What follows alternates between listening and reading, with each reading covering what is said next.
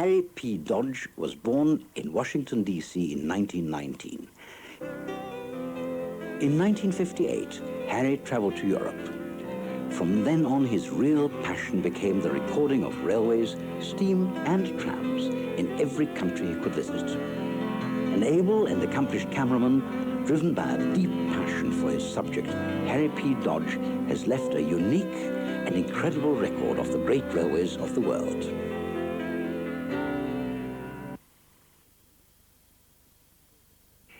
India, home to the largest fleet of steam power in the world, has always been a mecca for railway enthusiasts. Here in the Kolkata of the 1960s, Harry Dodge began his Asian journeys. His first objective, to record some of India's formidable and varied collection of working steam locomotives. Indian steam has survived for one good reason. India has plenty of coal, but no diesel oil. She has managed her railways by simply overhauling and reinstating steam locomotives that would otherwise have been scrapped.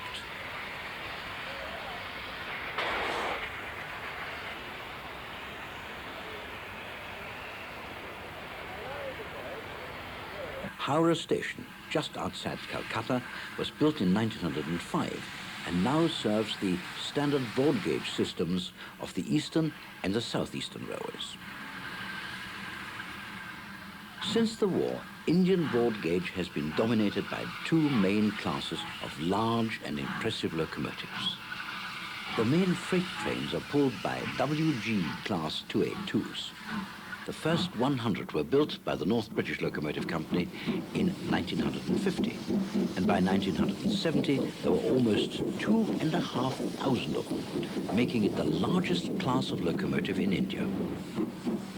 WP Class 462s, or Pacifics, with a distinctive bullet nose and headlights around, have been called the finest engines in India. In Harry Dodge's time, they carried most of the passenger trains in the country.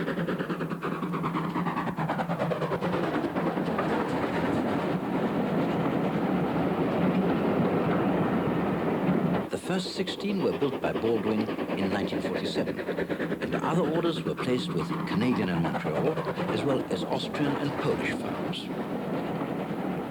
The flat-nosed WGs have the same 18.5-ton axle loading and were built primarily for freight, but can also be seen on passenger trains. The WP class, the largest class of streamlined locomotives in the world, was completed in 1970, when the last of 775 engines emerged from India's own Chittaranjan works. Like all locomotives on the system, the Pacifics rarely exceed 40 miles per hour, and lacking such frills as automatic stokers, they often have to be assigned to two firemen.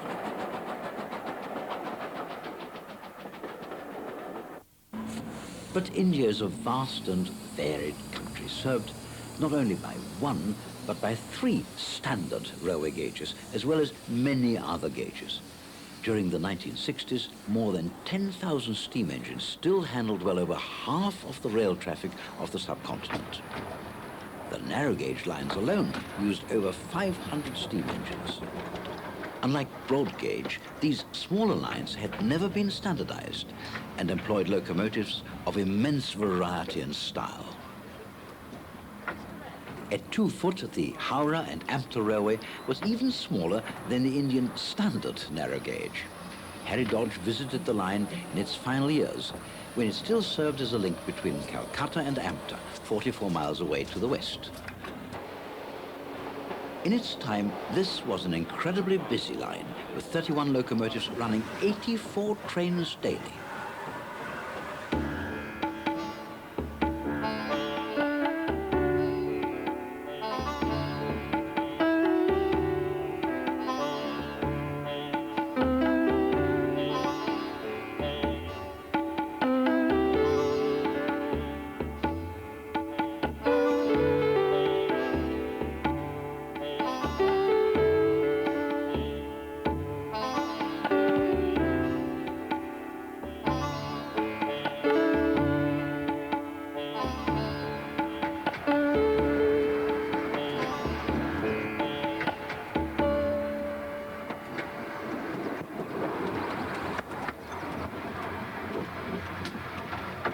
These smaller railways have never mechanized cargo handling. With cheap and plentiful local labor, tasks such as unloading jute and even heavier materials are all done the hard way, by hand.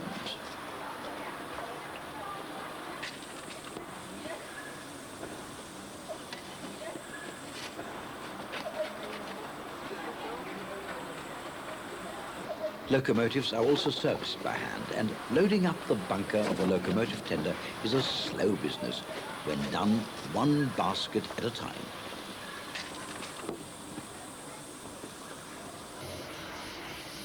Indian trains are often extremely crowded, so much so that it can be physically impossible to climb aboard, and a huge number of passengers regularly travel on the roof. One advantage of riding the roof is that only people on the inside have to pay their way.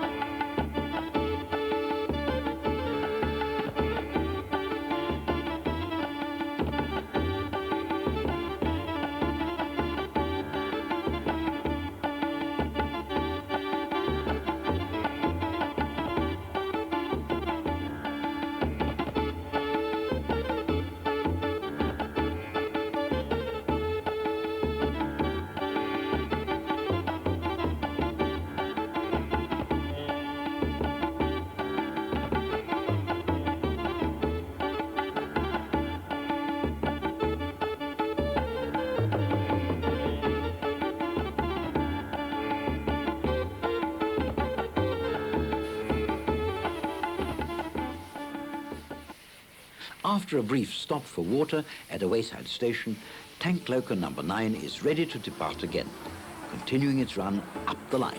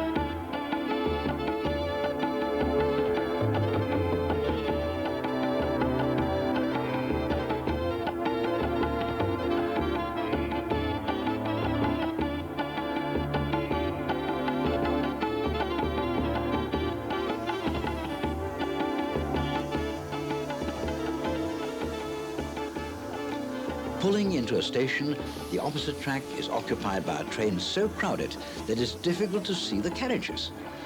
Conditions such as these have given Indians third-class rail travel a reputation for being the toughest in the world.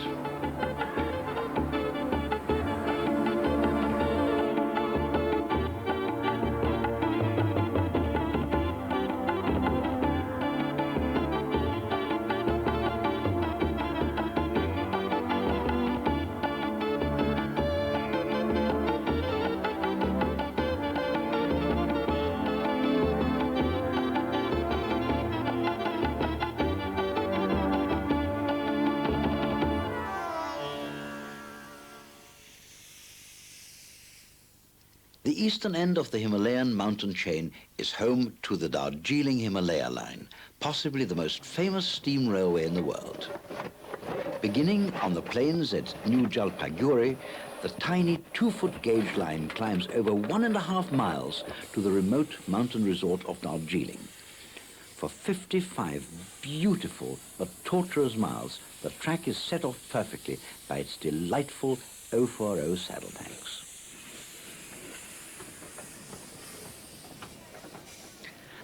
The line itself is a classic in railway engineering. The central station clings to the hillside, exhibiting a decided preference for tight curves, climbing loops, and reverses. All the line's engines are bright Darjeeling blue 040 B-class saddle tanks. These superseded the original A-class locos, which, when supplied for the opening of the line in 1881, were not powerful enough for the job. Most of the present locomotives were built by Sharp Stewart or the North British Locomotive Works, but Baldwin supplied 3 engines in 1917. 3 more were built locally at Tindaria Locomotive Works in 1919, 1923 and 1925.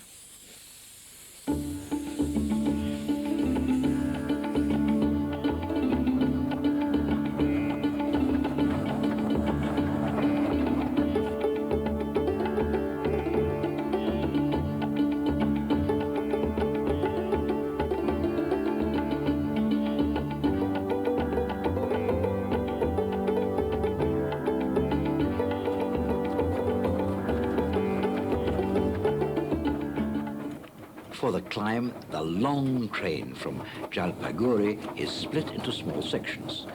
Each section is pulled by its own locomotive and follows other parts of the train like tram cars.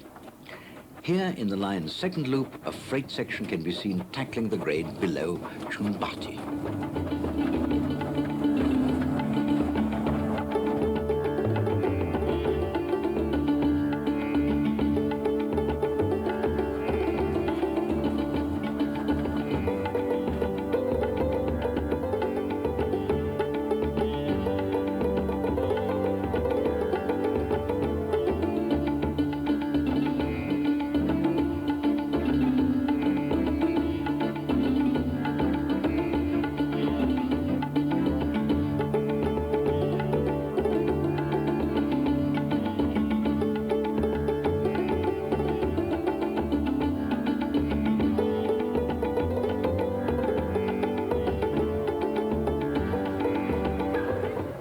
In Kurseong, the most important intermediate station, the train travels right up the main street and passengers could almost help themselves from the open fronts of shops as they go by. Here, a driver refreshes himself while the loco waits for other sections of the train to catch up. There were originally 34 Class B locomotives, but with the closure in 1950 of the Testa Valley branch, only 25 were maintained. The line also once boasted a 1910 Bear Garrett and 2 1914 Pacifics. These were obtained to work a branch of the railway in the plains, but have long since been retired.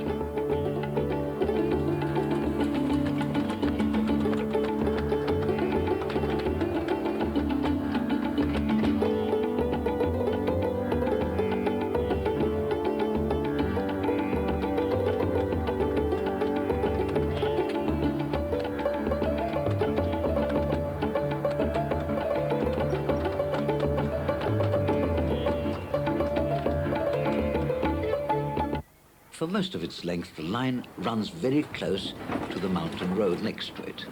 The ruling grade is 1 in 25, and it's almost continuous between Kurseong and the 7,400-foot summit at Khum.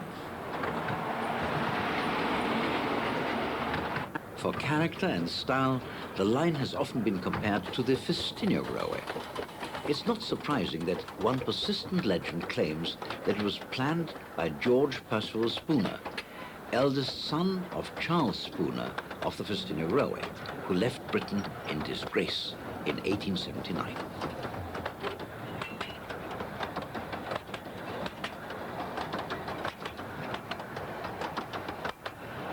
For such tiny locomotives, a crew of 5 seems excessive, but sanding the rails and feeding extra coal is needed to coax every last ounce from the saddle tacks for the push up to the summit.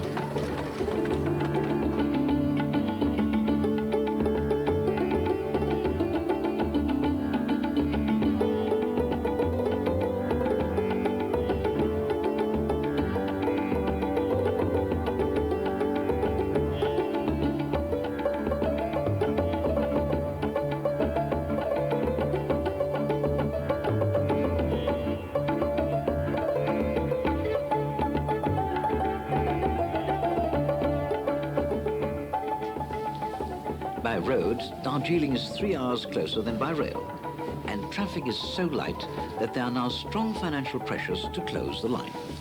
But the unrivaled atmosphere and massive level of affection for this line must be some guarantee for the future of the Darjeeling. It undoubtedly provides the most stunning steam journey anywhere in the world.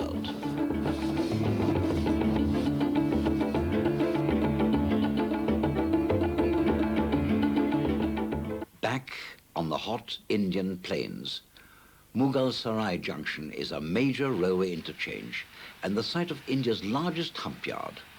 Broad gauge WP and WG class locomotives fill the sheds and once refueled set out to all parts of the Indian system.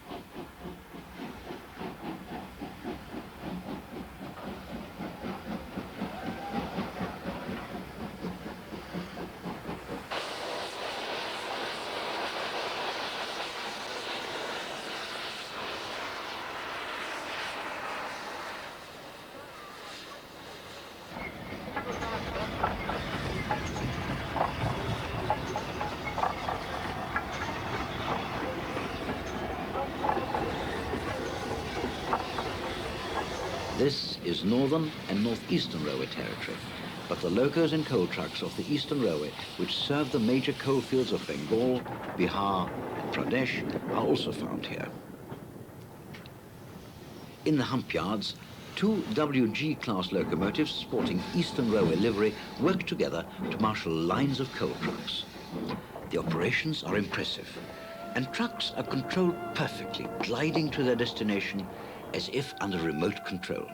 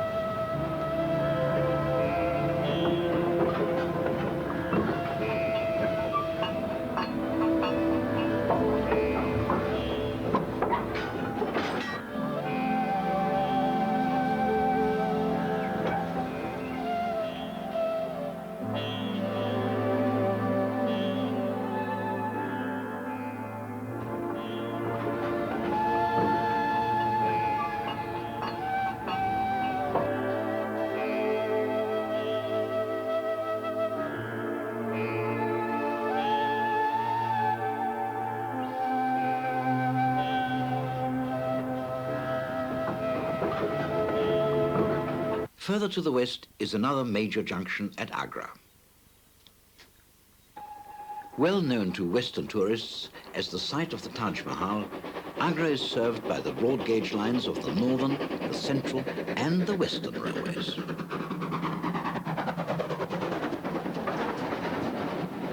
India's standard broad gauge of 5 foot 6 inches was adopted not in order to accommodate larger or more powerful locomotives, but out of a need for some stability in the face of India's annual cyclonic winds. This impressive streamlined WP Pacific in red livery and with headlights star is one of a batch built in Canada in the 1950s and based at Agra.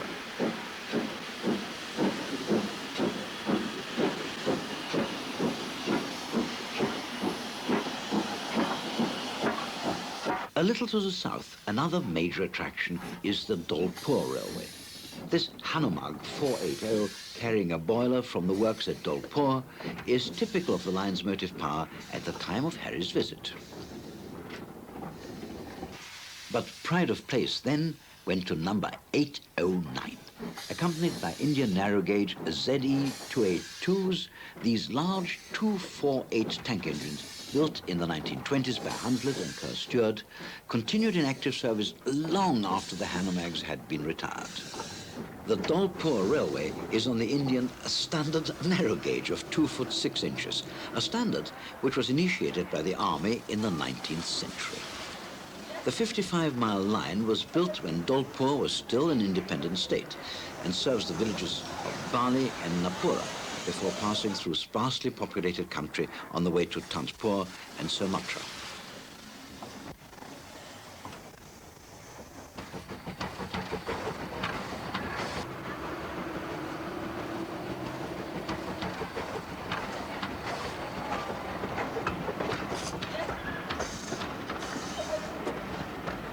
The railway has built all its own rolling stock, the finest of which was the Maharajah's private coach, which is now used for visitors.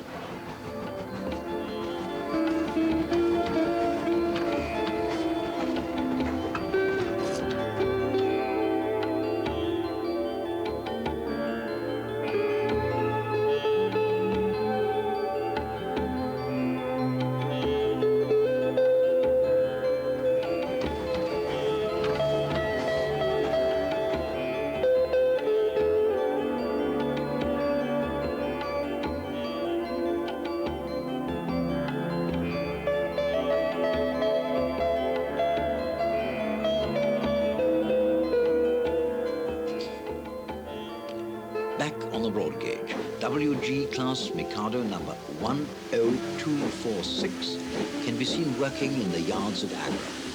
Like many of the locomotives operating around Agra, she sports the bold blue livery of the Central Railway.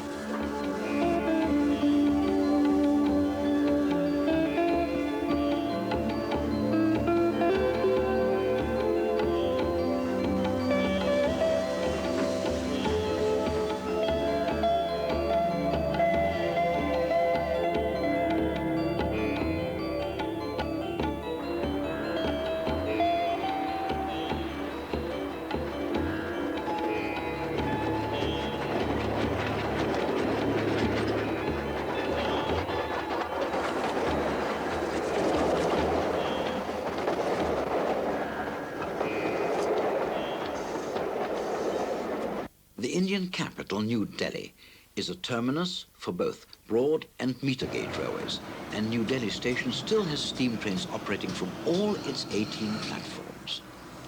Western and Northern railways both operate out of Delhi, with most of their broad gauge steam now handled either by WP or WG class locomotives.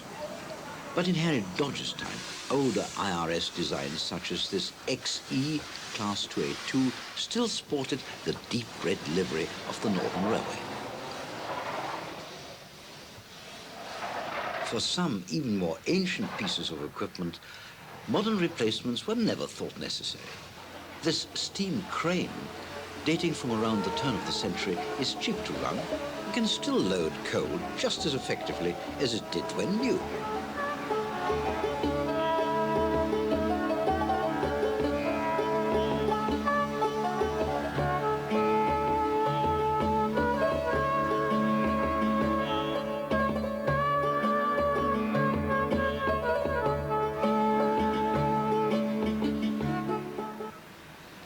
The lines round Delhi were always busy, but not just with the standard WP and WG class logos. In the 1960s, old BESA and IRS designs were still seen around Delhi, and India's illustrious XC class Pacifics still pulled long-haul passenger services.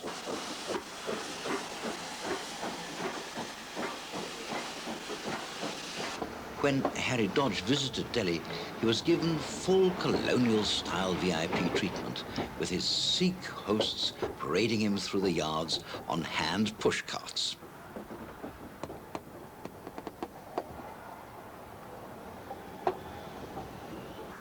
India's meter gauge railways were slow to standardize their equipment and rolling stock. Unusual locomotives, such as number 15, an 064 side tank, still regularly worked Delhi's yards.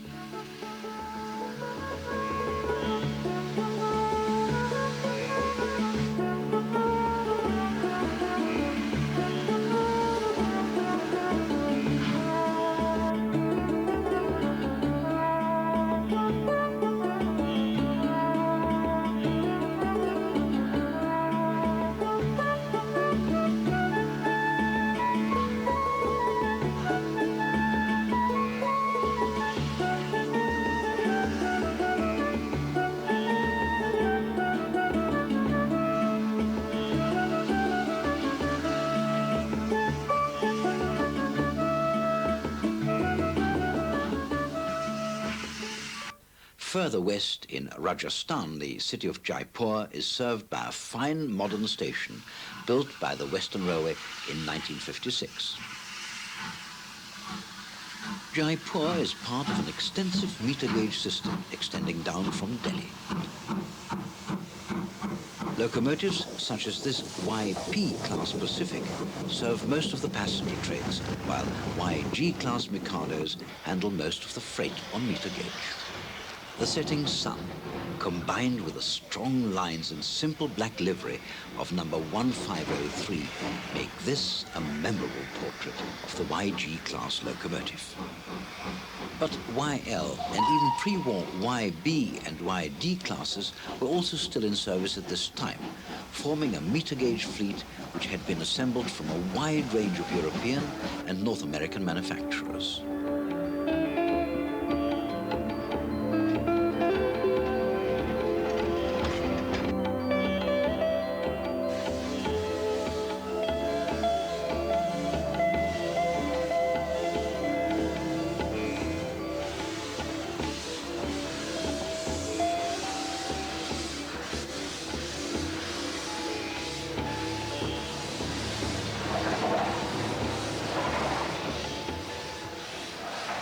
On India's western coast, Bombay is home to some unusual broad gauge steam. The Port Trust Railway has some fine old tank engines which were still in regular service at the time of Harry Dodge's visit. 260 tank engines, number 25H and number 22, were both built by Vulcan Naismith Wilson and are now very rarely steamed.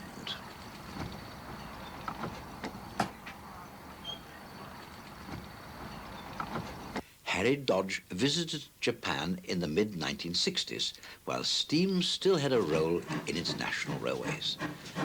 Typical of Japanese motive power at this time was the class C58-262.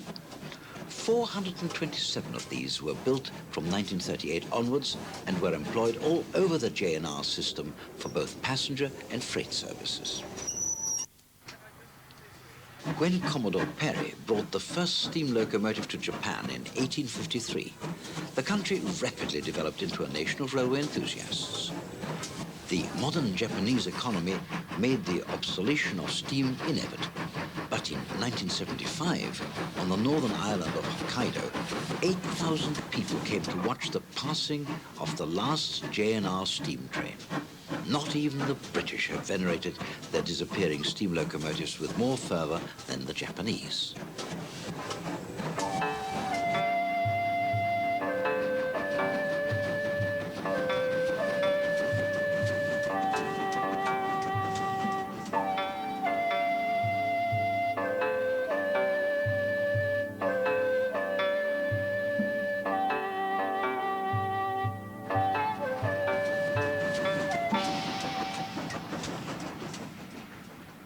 Further along the coast at Kyoto, the air above the yards was frequently black with smoke.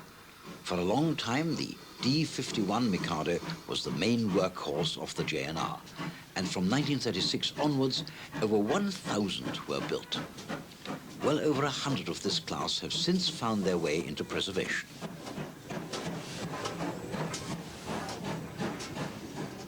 In Hiroshima, Harry Dodge continued with his quest to record the twilight of Japanese steam. A few years later, the JNR gave away 400 steam locomotives, offering them to anybody or any organization who would look after them or display them. But few were ever to see real service again, and scenes such as these are gone forever. Number 161 Hiroshima, seen puffing hard up out of the city, was one of the few C-59 Pacifics to be preserved.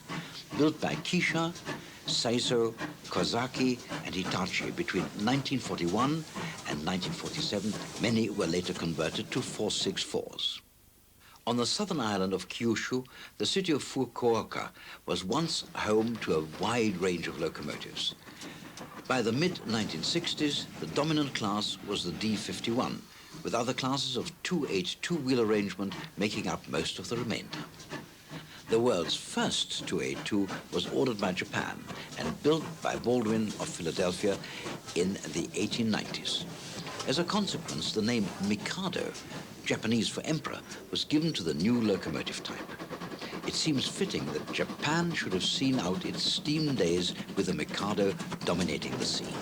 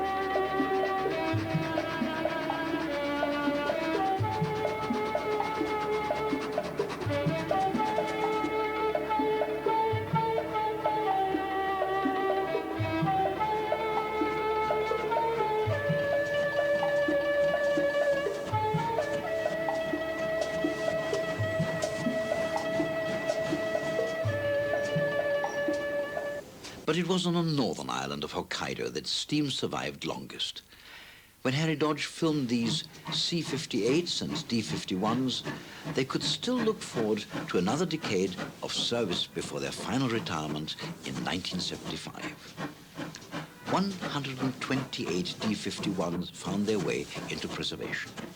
Ome, number 452, seen here pulling out of Sapporo, is now based in Tokyo. The island of Hokkaido is wild and rugged, providing the perfect setting for watching trains. The C-56, nicknamed the Highland Pony, was JNR's smallest tender locomotive. 160 of these little 260s were built for mixed duties from 1935.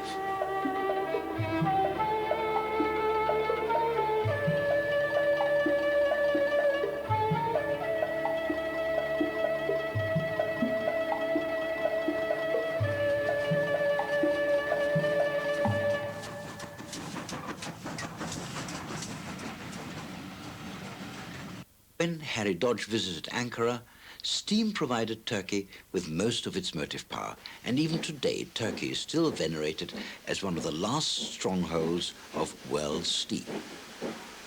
Best known are the mighty 210Os. This may be one of several Czech locos built by Škoda in 1949. The tradition began with post-war deliveries of German Kriegsloks, and the Turks developed such an esteem for this wheel arrangement that other decapods were supplied by the United States and by France.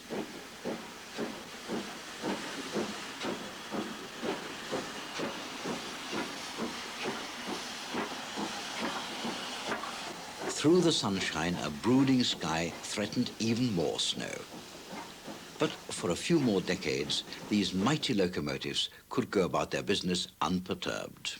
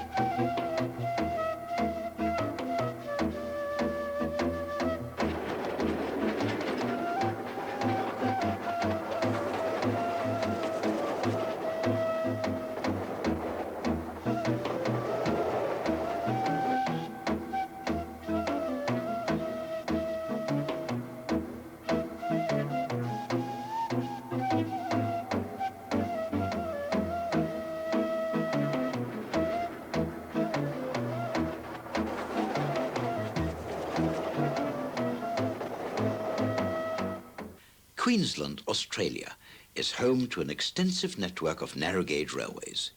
Here at Rockhampton, a Class C17 480 pulls out of the station on a 3-foot 6-inch gauge line which runs right down Denison Street, the town's main road.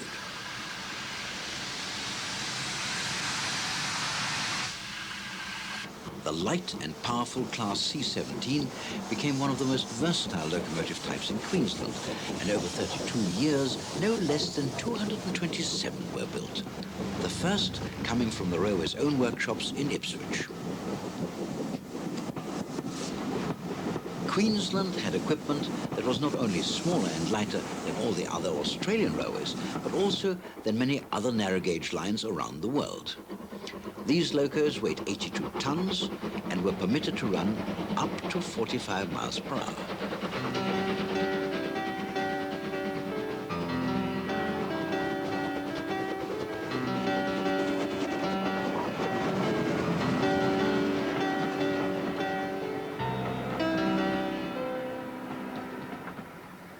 The Mount Morgan branch runs up into the hills to the southwest of Rockhampton. In 1967, Harry Dodge was able to film some of the last steam traffic to operate on this line. Here, he followed a pair of 482 plus 284 Bear Garretts based in Rockhampton, which once plied back and forth from the Dawson Valley. By 1967, these two Garretts had seen better days. The mid-train locomotive was running cold, and even the maroon and gold livery was badly faded. But these scruffy-looking locomotives still managed to outlive the rest of Australia's narrow-gauge Garretts, all of which had been retired by 1963.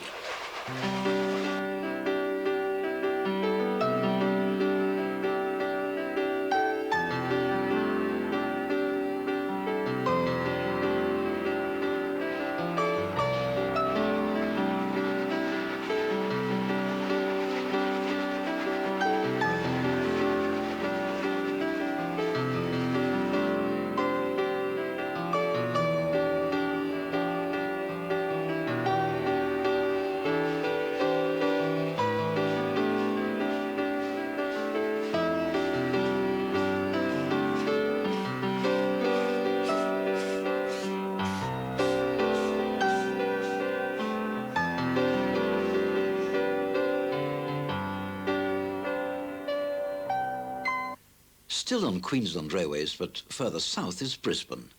Between 1948 and 52, the Queensland Railways Ipswich workshops built 12 modern 464 tank locomotives for the Brisbane suburban network. Suburban services run through the city stations, but also provide south side services. This 464 tank terminates across the river at South Brisbane.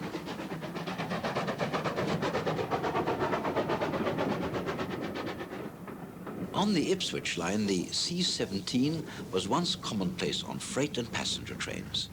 Here, the cost per ton increases with the width of the track gauge, which gave this versatile locomotive the chance to make Queensland one of the most productive and economical railways in Australia.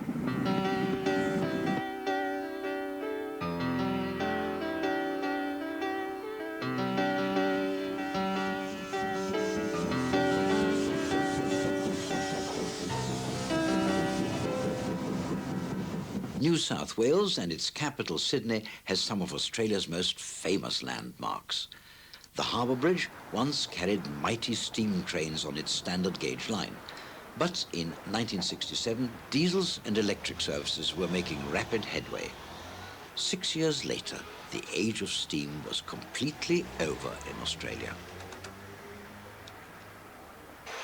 The roundhouse of Sydney Central Station was still home to some impressive locomotives, and here on the turntable, Harry Dodge found number 3830, a fine example of a Class 38 Pacific. The Class 38 Pacifics became a legend with enthusiasts and public alike, and are still regarded as the ultimate in the development of the Australian passenger locomotive. Only 30 were ever supplied, all during the 1940s, but in 1970, the class leader became the first steam locomotive to cross Australia from coast to coast. This Class 60 484 Bear Garrett also made its way into the record books as the largest Australian locomotive and the last to retire from service. The Hawkesbury River Bridge is on the main line between Sydney and Melbourne. Rebuilt twice, it became one of the principal wartime targets for Japanese bombers. Electric trains have reduced journey times, but it was the brakes of gauge that once made the journey to Melbourne such a feat of endurance for passengers. Garretts were always popular on Australia's rough and twisty lines. Light Garretts handled mixed duties, while the real big boys were the mighty Class 60 484s. New South Wales was the last Australian state to have steam motive power in service. Although only Class 60s survived to the end, Class 36 460s were amongst the last to haul passenger trains.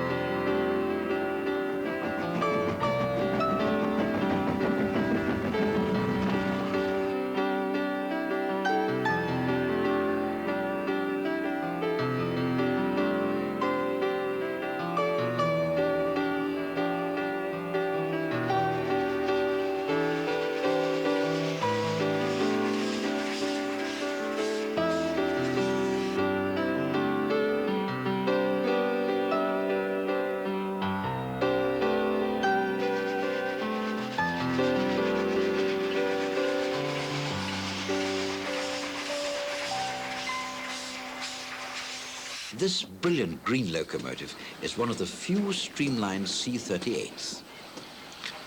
One of the first 5 Pacifics of its class, she was built by the Clyde Engineering Company in 1943. Steam may have gone from the New South Wales railways, but affection for the C-38 endures, and preserved examples may still have a long life ahead of them. Victoria Railways operated on a much wider 5-foot 3-inch gauge, and the D-Class 460 was typical of their motive power at the time of Harry Dodge's visit. These pre-war locomotives were designed for mixed traffic and subsequently became the state's largest class. J-Class 280s were also common, built by the Vulcan Foundry during 1954. They were designed for conversion to standard gauge if required. They were the last steam class to remain intact on Victoria Railways. Victoria got into a particular muddle over railway gauges. Not only were their 5-foot 3-inch lines out of step with most of the other states, but in a fit of economizing, they also began to build equally incompatible narrow gauge lines. It was not until 1956 that a determined start was made on Australian gauge unification.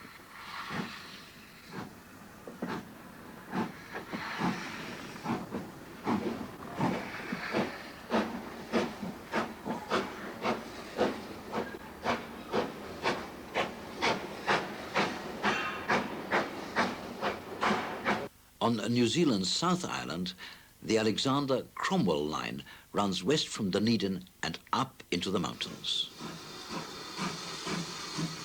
Steam survived longer on South Island than in the north, but when Harry Dodge visited in 1967, only 4 more steaming years lay ahead. Although narrow gauge, New Zealand railways have nothing in common with the frail Australian lines and have always been regarded as one of the best 3-foot 6-inch railways anywhere in the world.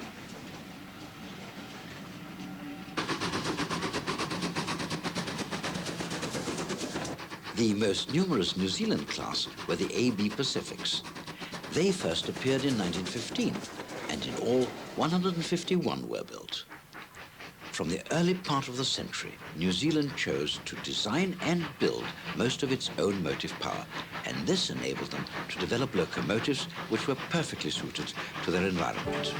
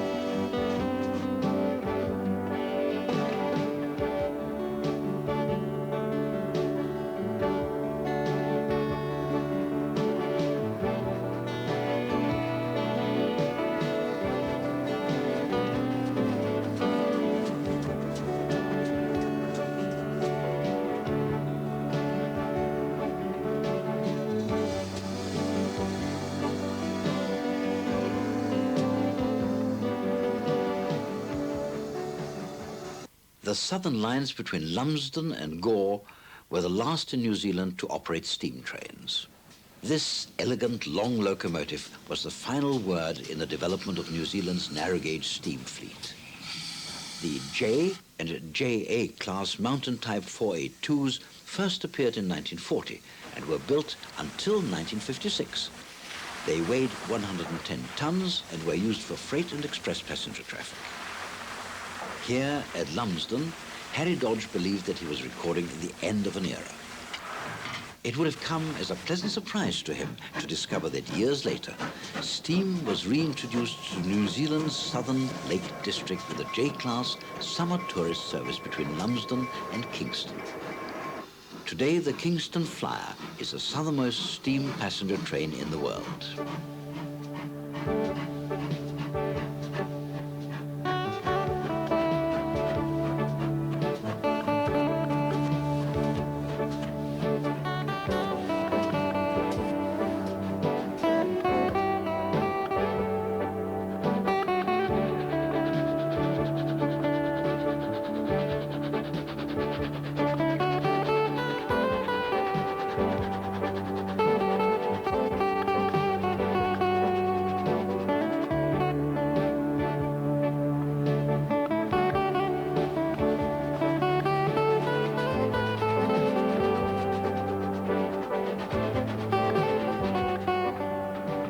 Christchurch and the surrounding Canterbury Plain is the only level and fertile land on the South Island of New Zealand. Here, steam trains used to make better progress, but so unfortunately did the diesel. By the 1950s, diesels were already threatening steam, and by the late 60s, very little steam was operating from the ornate station at Christchurch. On New Zealand's North Island, the last regular steam ran in October 1967. But just a few months earlier, Harry Dodge was able to find plenty of examples in the Frankton yards south of Auckland. This 262 is a C-class, which first appeared from 1930 and was used for heavy shunting. This J-class mountain is followed by an even larger KA class. The KA 484s are New Zealand's most famous class of locomotive and are able to haul trains of over 1,000 tons. The KB class evolved from the KA and formed the most powerful class in New Zealand.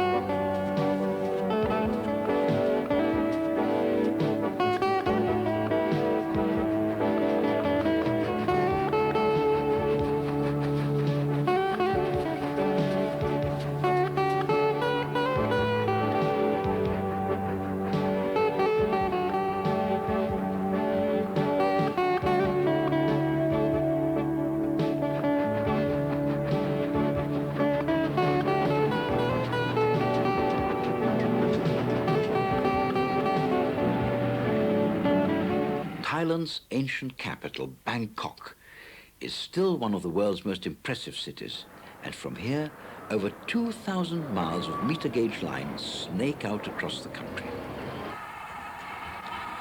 Thailand was never colonized by the Europeans, so they were free to develop their own railway system. But World War II left the country in ruins, and reminders of this period prevailed for a long time afterwards. Number 838 was one of 30 reparation-class Pacifics built by the Japanese as war compensation, while 713, a Class C-56 Mogul, was brought to Thailand during the Japanese occupation.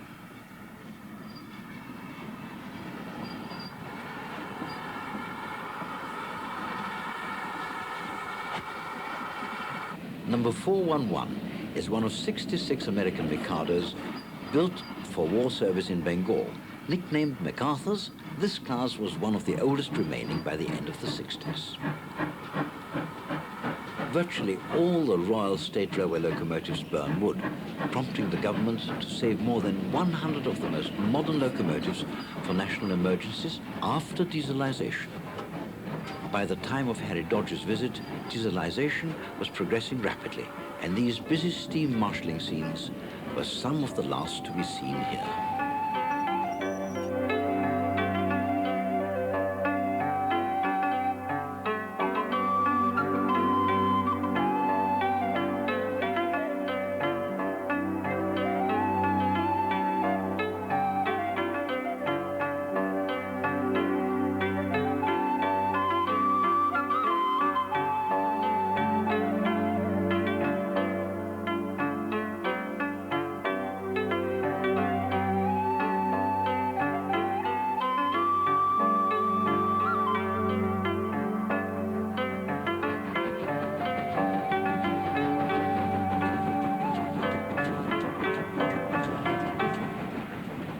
The diverse nature of Indonesia's mountainous tropical islands is reflected in its railways, and steam has clung on here for far longer than the rest of the world.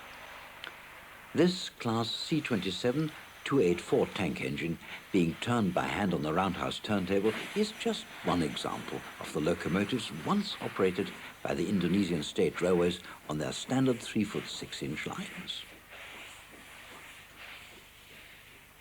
For adventurous Dutch railwaymen bored by the staid flatlands of Holland, the challenge of the steep jungles of their colonial outposts in Java and Sumatra was irresistible. Finally allowed to experiment with tunnels and bridges, racks and viaducts, their unchecked enthusiasm resulted in an enormous variety of steam engine classes and designs. Many of these Indonesian locomotives still survive and provide a feast for the steam enthusiast.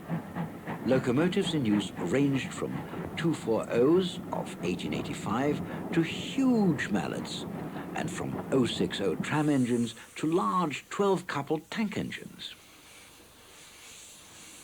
In Surabaya, wood-burning Bear Peacock 040 trams are still used. In Sumatra, 4- and 6-coupled tanks shunt in station yards. 264 tanks hold branch-line trains, and huge coal-burning 10-coupled rack engines cross mountain ranges. Before the war and later political upheavals, Indonesia was considered to have the finest narrow-gauge system in the world, and the only one which ran regularly at speeds of up to 70 miles per hour.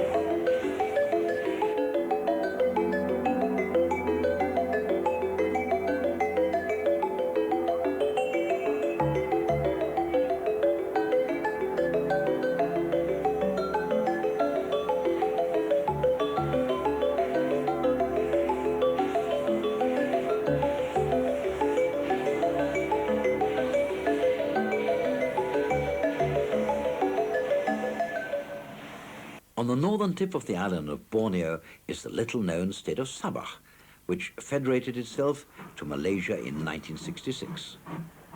Sabah State Railways have a network which covers only 96 miles.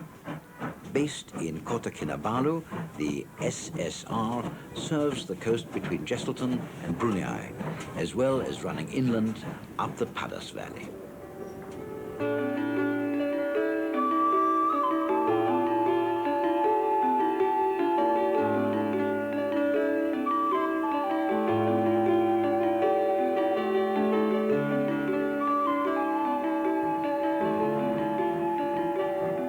Wood-burning locomotives such as these were once common, but by the late 1960s, steam was rapidly being replaced by diesel. By 1966, only 15% of the trains were steam-hauled, and small, petrol-driven Wickham rail cars were indications of the way in which the SSR was to develop.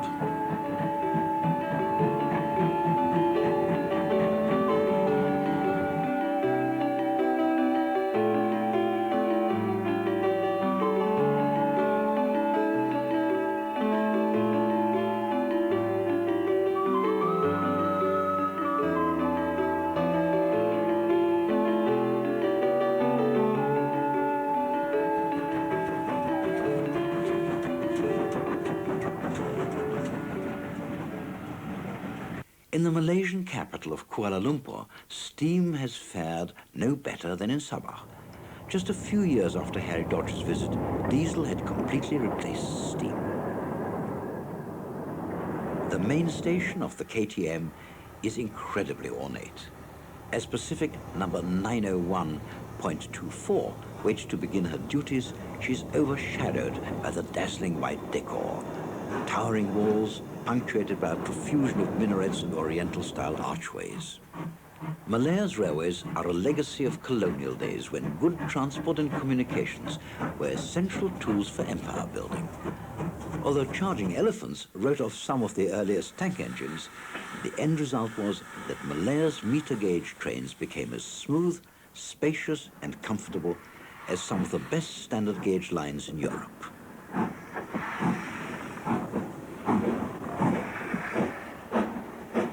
In steam days, this was a railway of Pacifics. In fact, 90% of their fleet were 462s, and most had rotary cam poppet valve gear, an advanced and unusual feature which required careful maintenance. Many other railway authorities around the world had come unstuck trying to use this valve gear, but Malaysian skill and love for these finely built locomotives enabled them to be utilized to the full. So much of the steam power which Harry Dodge recorded throughout Asia has now vanished. But some glimmer of hope for the future lies in the enthusiasm and affection which is still vested in these mighty engines.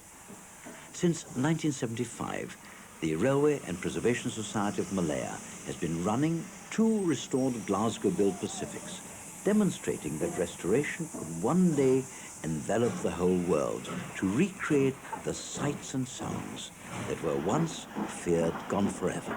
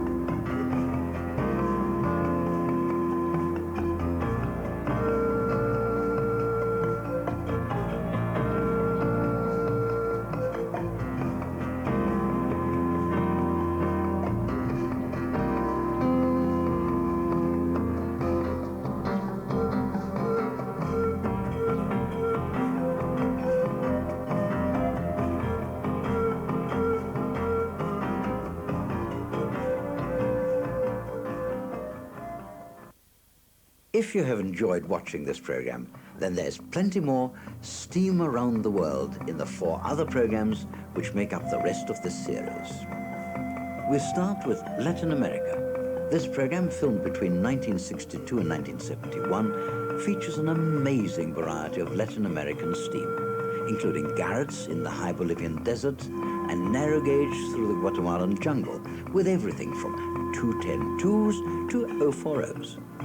Linked by a dramatic journey over the Andes Mountains, Harry Dodge has captured the locomotives of a whole continent. Brazil's Leopoldina Railway, the rope-hauled Serra Inclines, British locomotives in Argentina, the Antofagasta and Bolivia Railway, the incredible railways of southern and central Peru, one of the 7 wonders of the railway world, as well as railway scenes from El Salvador and Mexico.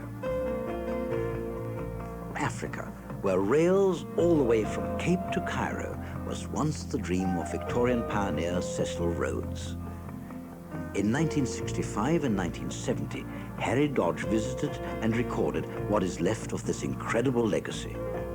Throughout Central and Southern Africa, the uncompromising terrain spawned some spectacular feats of engineering.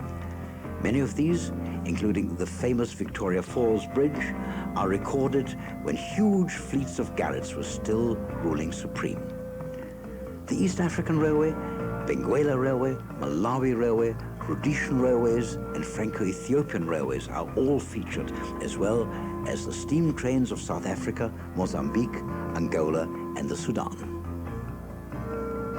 In the 1960s, Harry Dodge traveled behind the Iron Curtain to capture the railways of a bygone age, before the collapse of communism and the demise of steam. With smoke belching forth across every state, this program explores the unique record he left behind, with rare footage from Yugoslavia, Hungary, Poland, Romania and Czechoslovakia.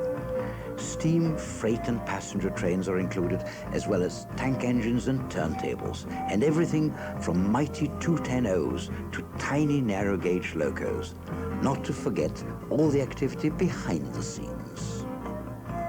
In this program, Harry Dodge, filming in the dying years of European steam, features an amazing variety of locomotives, including everything from garrets on the hot Spanish plain to Greek saddle tanks and narrow gauge along the German Rhine. Here is a final glimpse of the force which once powered a continent, including Italian steam in Venice and Pisa, French locomotives in locations which extend from a Parisian hump yard to the calm of Brittany and Provence, as well as railway scenes from Luxembourg, Denmark, Belgium and Portugal.